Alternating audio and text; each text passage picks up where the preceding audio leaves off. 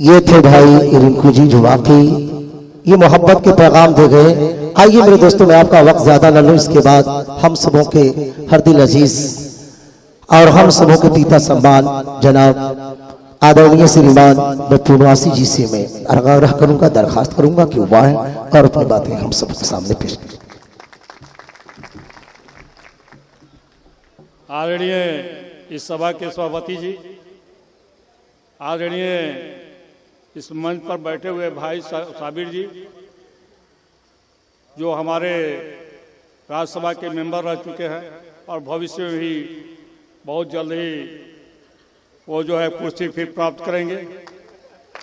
आदरणीय भीषम साहनी जी, आदरणीय मेरे बहुत नज़दीक और बहुत अपने खास रिंकू बाबू विधायक, उपस्थित इस मंच पर सभी कवि सम्मेलन में आए हैं और इस इलाके के जो बुजुर्ग लोग हैं उनको पहले तो मैं नमस्कार करता हूं और नौजवानों को मैं आशीर्वाद देता हूं।